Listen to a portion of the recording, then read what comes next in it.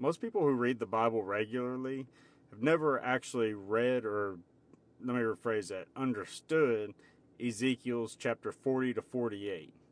They know where it is. They may have tried it to read through it a few times.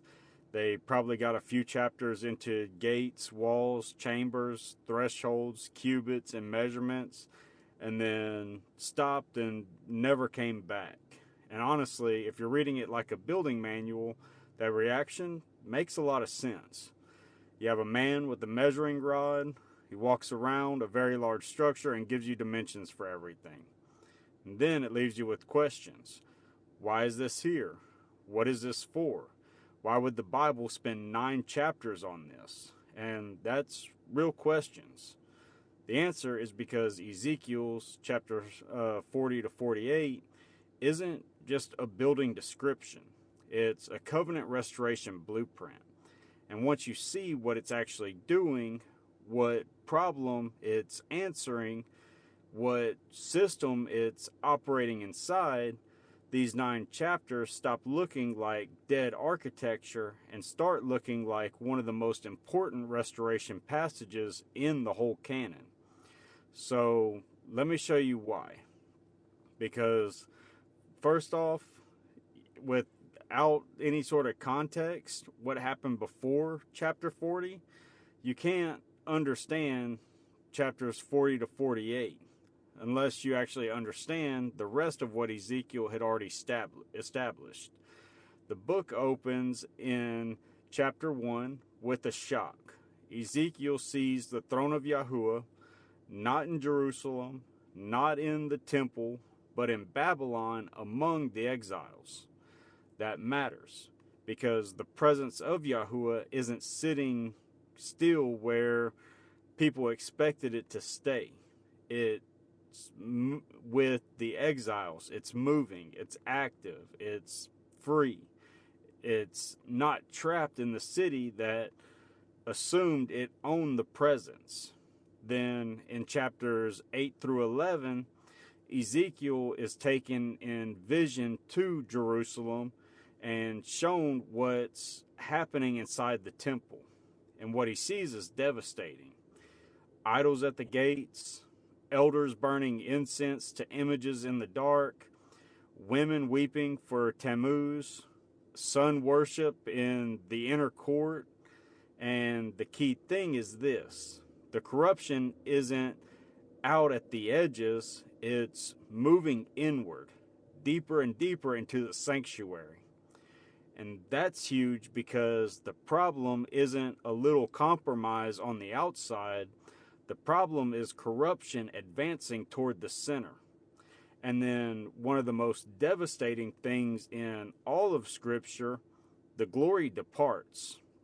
Step by step, from the inner sanctuary to the threshold, from the threshold to the east gate, from the east gate to the mountain east of the city, the presence leaves, and then the city falls. And that's the first 39 chapters in broad form: lawsuit, exposure, judgment, and sentence. And then Ezekiel chapter 40 opens in the 25th year of the exile, 14 years after Jerusalem fell. Ezekiel is taken in vision to a very high mountain in the land of Israel. And there he sees a man with a measuring rod, and the measuring begins. That's where the question changes. Not why all these measurements, but what exactly is being measured and why now. So let's walk through this, through the 7-layer architecture, beginning with the temple pattern. So this is the most obvious layer here, but even here, most people still stop too early. The temple layer governs sacred space, zones, access, boundaries, approach, distance from the center, and relationship to the presence. Ezekiel 40 to 48 is the most detailed temple vision in the entire Bible. But the detail isn't the point by itself. The measuring is the point. And that matters because in the ancient world, measuring a space wasn't just descriptive, it was legal. It was covenantal and declarative. So to measure a space was to define it, bound it, claim it, and govern it. So when Yahuwah has his temple measured in exact detail, he's not just giving a future architect a construction draft, he's reestablishing territorial claim. This is my space. These are its boundaries. This is how it's ordered. And this is how access works. That's why the measuring can't be treated like filler. The structure itself reinforces the point, and the vision moves from outside inward. Outer courts, inner courts, the house itself, and the most holy place. And as the vision moves inward, the structure tightens. The gates are ordered, the chambers are ordered, the spaces are measured, the symmetry matters, and the restrictions matter. And the closer you move toward the center, the more clearly holiness is architecturally enforced. That's the same core logic as the tabernacle and the first temple. So what's happening here?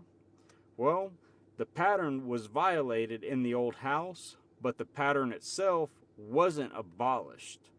It's being measured again. It's being reestablished. It's being reasserted after exile. That's the temple layer. If the glory departed because sacred space was corrupted from within, then restoration should begin with sacred space being remeasured, reordered, and reestablished. And that's exactly what these chapters do. Layer 2, the Modim cycle. Now, let's talk about sacred time. This matters because the temple and calendar were never separate systems. Space and time governed together. One of the changes or charges brought earlier in Ezekiel, especially in chapter 20, is calendar corruption. You have Sabbaths profaned, sacred time broken, appointed order treated like something negotiable. And that matters because the exile wasn't just punishment for idol worship in a generic sense, it was also tied to covenant disorder in time. The land would receive its Sabbaths while the people were gone. So by the time you get to chapters 45 and 46 in the restoration blueprint, something important happens. The calendar returns. You have Sabbaths, new moons, Passover, tabernacles, and appointed offerings at appointed times. That's not random add-on material, that's structural restoration. Because you can't restore the sanctuary and leave sacred time broken. You can't reestablish holy space while leaving the calendar in collapse. And the restored sanctuary must operate inside restored appointed time. That's why these chapters bring both back together. The temple is being reestablished spatially. The Modim are being reestablished temporally. And that's the point. If exile involved calendar corruption as well as sanctuary corruption, then restoration has to restore both. And that's exactly what Ezekiel 40 to 48 does. Now let's look at layer 3, the Sinai covenant lawsuit, the legal layer. So Ezekiel 40 to 48 isn't the lawsuit itself, it's what comes after the lawsuit has run its course. So that distinction matters because the Sinai sequence is covenant established, breach, warning, escalation, exile or destruction, and then restoration. Leviticus chapter 26, Deuteronomy 28 to 32 already built that sequence. And Ezekiel has been running it for almost the entire book. So by the time you reach chapter 40, the verdict isn't pending. The sentence has already landed, Jerusalem has fallen, and the exile is real. So what are chapters 40 to 48? Well, they're restoration terms. And look at the character of those terms. They're not vague, they're not sentimental, and they're not open-ended. They're precise. Who enters where, which gate is used, what priests do what the prince may do and may not do, and what offerings are required and when, and how the land is distributed. So that precision matters, because this isn't architectural fullness, it's legal specificity. So restoration is being issued with the character of law. That's why this section reads the way that it does, because a covenant restoration decree isn't mushy, it's bounded, it's governed and specified. So if this is the restoration phase after the lawsuit, it should feel like legal restoration, not emotional restoration. And that's exactly what it feels like. These chapters are the decree form of restoration. Now let's move to layer 4, the Eden arc. The arc runs garden, rebellion, exile, guarded access, and restoration. So Ezekiel 40 to 48 sits on the side of that arc. And chapter 47 makes that impossible to miss. Water begins flowing from under the threshold of the temple. That matters because it's not from a random spring or a mountain stream. It's from the sanctuary. It flows east. It deepens as it goes. You have ankle deep, knee deep, waist deep, then a river that can't be crossed. And everywhere it goes, life breaks out. Trees line the banks, the Dead Sea is healed, fish multiply, the waters live, the leaves heal, and the fruit feeds. So if you know Genesis chapter 2, you know what this is doing. River, trees, life, healing flowing outward from the presence. This is Eden restoration language. The sanctuary becomes the source of the river that heals creation. That's huge because the problem in Genesis 3 wasn't just moral failure, it was loss of ordered life under presence, exile, guarded access, and creation disordered. Now, Ezekiel 47, that reversal starts becoming visible. The presence is no longer just something hidden behind guarded structure, it becomes the source of life flowing outward. That's why Revelation 21 and 22 sound the way they do. John isn't inventing the imagery, he's completing it. River of life, trees with healing leaves, no curse. So the Eden layer here isn't subtle. Ezekiel 40 to 48 isn't just rebuilding sacred boundaries, it's moving toward healed creation from the center out. That's Eden restoration. Let's move to layer 5, the Jubilee release pattern. And this is where people usually miss the end of the vision completely, because chapters 47 and 48 close with land allotments. And most readers hit that material and think administrative geography, tribal strips, ancient land charts or that it's just not very important. And that's a huge mistake because this is covenant inheritance being restored. The land is redistributed. The tribes who lost inheritance in exile receive portion again. The center is ordered around the sanctuary. The sacred portion is set apart. The land isn't being claimed by conquest. It's being restored by covenant title. That's pure Jubilee logic. Return, release, reset. The land comes back to its rightful heirs. And one of the strongest details in this whole section is that even foreigners who have settled among Israel and raised children there receive inheritance among the tribes. That matters because Jubilee isn't just insider privilege language, it's covenant restoration logic. Rightful order restored under Yahuwah's rule, including those brought into covenant standing. So the land section isn't a boring appendix, it's the Jubilee completion of the restoration vision. Dispossession reversed, inheritance restored, the scattered gathered, and the land given back under covenant order. That's Jubilee at national scale.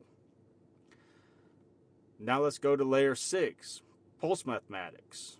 So I want to keep this clean and only name the most important features.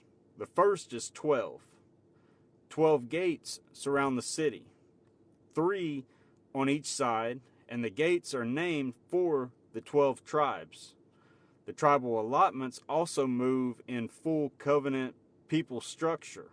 That matters because in the architecture, 12 means covenant governance. It's ordered people under divine rule.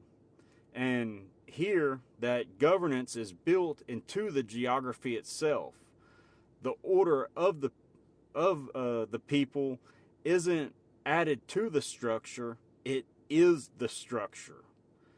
The second pulse feature is the measuring itself.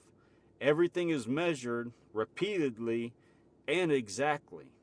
So that matters because what Yahuwah measures, he claims and governs.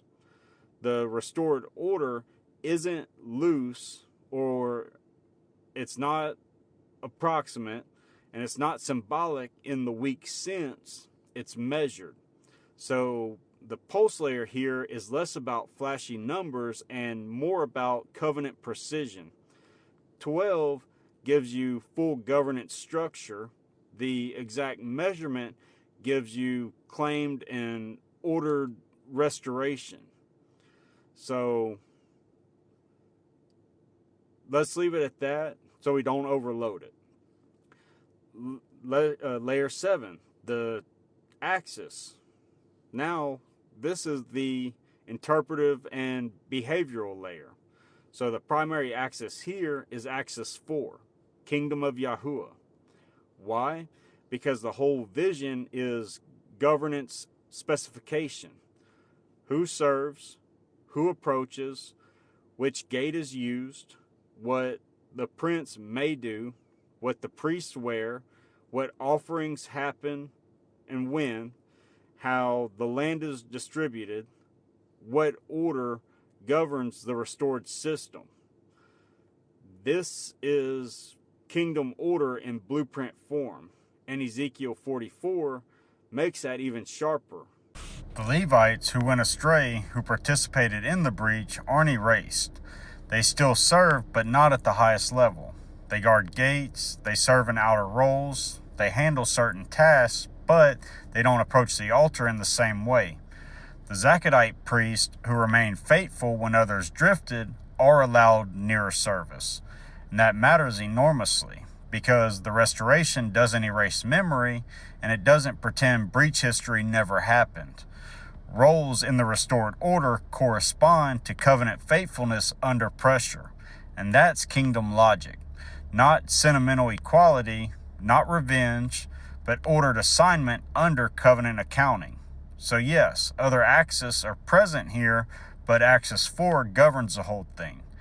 This is about who rules, who serves under what terms, in what order, and inside the restored kingdom.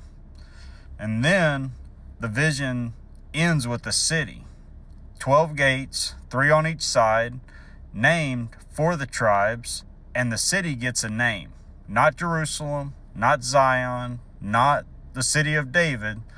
The name of the city from that day shall be Yahuwah is there. That's the whole vision compressed into 3 words. Because the measurements aren't the goal, the gates aren't the goal, the chambers aren't the goal, the calendar's not the goal, and the allotments aren't the goal. Those are conditions. So what's the goal? The return of the presence. The glory that departs in Ezekiel 11 has now returned in ordered permanence. That's the point. Not just a building, a land map, or a ritual system, but presence restored. Yahuwah dwelling with his people again under covenant conditions that don't collapse the way the old order did. That's what these 9 chapters are actually about. So let's run through each of the 7 layers again really quickly. The temple is sacred space remeasured and reestablished after exile. The Modim is sacred time restored alongside sacred space. Sinai is the restoration decree that comes after the lawsuit ran its full course and carries the character of covenant law. Eden is the sanctuary, becomes the source of the life river and creation healing.